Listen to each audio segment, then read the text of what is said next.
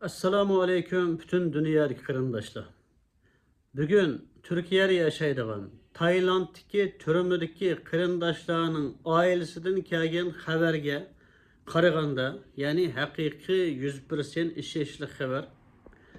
Tayland türmesindeki 50'den köp Uygurni Xitoyga evatish uchun Tayland hükümeti bugün ularni imzoga majburlab, yani tunigun bugün Xitoyga evatish tayyorlik qilib o'tibdi.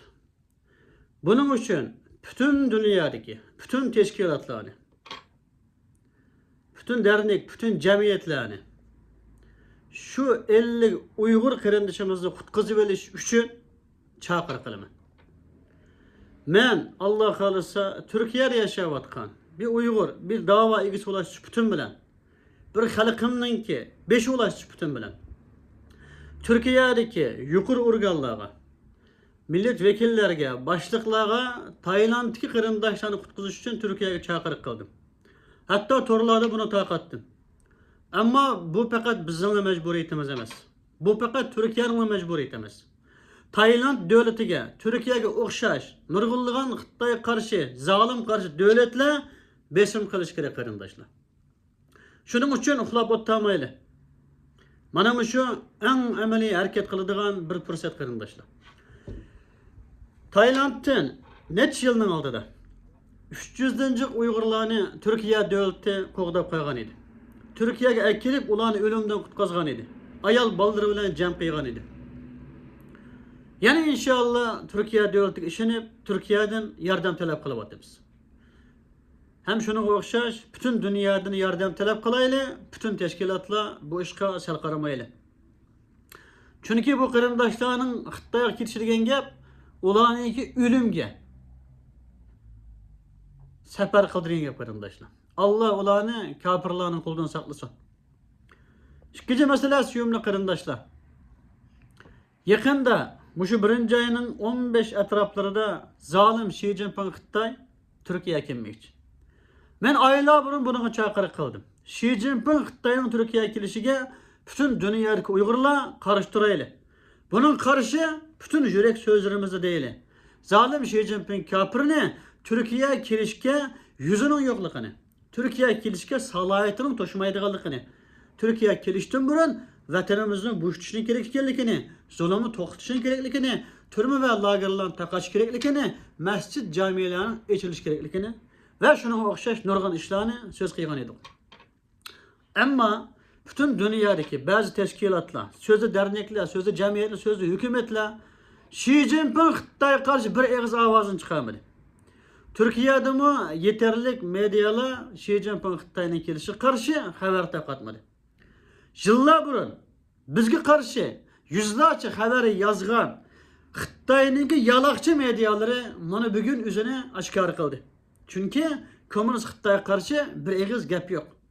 Ama ertegen kelsin Xi kafir mana mushuni medyalab Xitoy Türkiye'ninki munosabat anday yaxshilandi, tijorat manday yaxshilandi. Xi Jinping Xitoy aqchi manda, ko'kchi manda kuchli davlat deb tashviqotini qiladi. Shuncha vala haqiqat %100 oshkora uch to'simi mana shuni bilinmayotgan ichimizda nadan jahillar yo'q emas qarindoshlar. Allah xalqimizga aql fikr bersin. Xi Jinping Xitoy saxta, saylamsiz kommunist rejim bilan Xitoyning beshiga kelgan Xi Jinping Xitoy chuqur hisobini berish kerak qarindoshlar. Anglasak, tunigun kelgan muhim xabarda Xi Xitoy hem vatanimizdeki hem o'zininki ichki o'lkalardagi bütün baylarning, nurg'un baylarning mal varlığını, yani pulini, iqtisodini muzlatgan qarindoshlar. Yani nima qilgan bulab ilavergan. Xitoy nima ish qilmoqchi? Demak, kafir vayron bo'lash gardavi qarab menyotidi. Iqtisodiy jihatdan ojizlayotidi. Yani chiqidi puli yo'q, xalqni bo'layotidi. Albatta Uyg'ur baylar birinchi o'rinda. 75 yılının yağı, vatanımızdan toprak baylıqını ağını yetmegендek, hem de şu yıllardan bir tabi halkımızdan yan çıkadığını elevatı, hem de yana kön külemlik Uygur baylarının iktisadını buzultavatdı. Yani şu Xitoyga ishonib, Xitoy bilan tijorat qilayotganlar, aqlinglarni tepinglar. Xitoy melni elayotganlar, Xitoy melni setavatganlar, Xitay bilan işbirlik qilayotganlar. Sizlarninki şu türme, lagerda qarindoshlarimiz zulm qilayotgan Xitay saqchilaridan qanchalik farqinglar bor? Mushuni o'ylanglar. Yana bir gap suyumli qarindoshlarimiz. Yaqinda mana ko'ryapmiz Selim Pashadagi maktabda 10-cı Uyg'ur qizininki balog'atga yetmagan 18 yoshdan tuban, eng kichik 7 yosh. Tajovuzga, boshqonchilik uchqanlik xabar taqidi. Buni Turkiya davlati bu boshqonchi pashavozgo'yini turmaga soladi. Ham mahkamaga tortyapti. Mana bu shu bugun mushu zinaxo, mushu pashavaz, necis, şu şerefsizge yan besayotganlar mevcut. Hatta bularning ichida sözde alim ulamo deyvagan, mulla deyvagan, din satar hayırlarımı var qarindoshlar. Mana bugün chet-elda, Narsida Uyg'ur qizlarimizga tajovuz qilgan, boshqonchilik qilgan, mana shu mehnat nejisga yan bosganlarninki vatanimizda xalqimizga, Uyg'ur qizlarimizga tajovuz qilayotgan, qizlarimizni majbur elayotgan, şu nejis tajovuzchi Xitoyga yan bosgan munofiqlardan hech qanday farqi yo'q qarindoshlar. Kommunist Xitoylar vatanimizda qizlarimizga tajovuz qilgan bo'lsa, chet-elda mana shu xoin so'zi mollalarning quli orqali, ashalarning odamlari orqali qizlarimizga tajovuz qilyapti. Biz bu qizlarimizga, nomusimizga igi chiqimizda şu qarindoshlarning ota-onasini şu qizlarni tanımasakmı? Şular taraf tuturup, haq taraf tuturup, aciz taraf tuturup söz qilsak, nomus qilmay bizga to'g'rilarda hujum qilyapti. Hem şularning ota-onasiga hujum qilyapti. Qis. Biz haqiqatning ustida oxirgacha tik turamiz qarindoshlar. Meni bu yerda ko'rdan qarindoshlar 3 yilning oldida 4 oy Xitoyga evatimiz deb geri göndermekse sulab qo'ydi. Şunda qilsimi, yana biz aqlanib chiqdik Allohning yordami bilan, yine davarı to'xtamay aldığımız qarab ketaverib boramiz. Aç qalsaqmi? Talari qalsaqmi? Qiyinchilik tassaqmi? İftira töhmet ko'rsaqmi? Şunda besim bo'lsimi, biz bu davani davom qilyapmiz. Chunki bizning ajdodlarimizmi davlatni, vatanni oson qurmagan. Nurg'un shehid yurib, kan verip, turumda yetip, zindanda yetip, nurg'un töhmet iftiralarını görüp, şunun karşı baş egmey, ta tarixte Uygur devleti, Karakalliye devleti, Şarkı Türkistan, Şıkı Cumhuriyeti olsun, otturluk xandarlıklar olsun, nurg'un bedel üstü kurulan qarindoshlar. Şunun için biz bu bedelni bilip yolga çıktık. İnşallah ahir tınıqımızca to'xtab qolmaymiz. Suyumli qarindoshlar ko'ryapsizlar. Türkiye'de künde netçilgen Uygur yigitlarninki, bazı ayollarninki, hatta balları bilan gücü darsı sulunayotgan ayollarni ko'ryapsizlar. Gücü darsı cheki har qanday Uyg'urning oldiga keladigan bir narsa bor. Sizlar bilmaydigan, biz biladigan, ham yashagan. Oldiga bir qog'oz keladi. Davlating ketamsa, ya'ni Xitoyga ketamsa, kessang imzo at. Ba'zilarini ba'zan majburlaydi, ba'zilarini majburlamaydi. Asla imza atmanglar.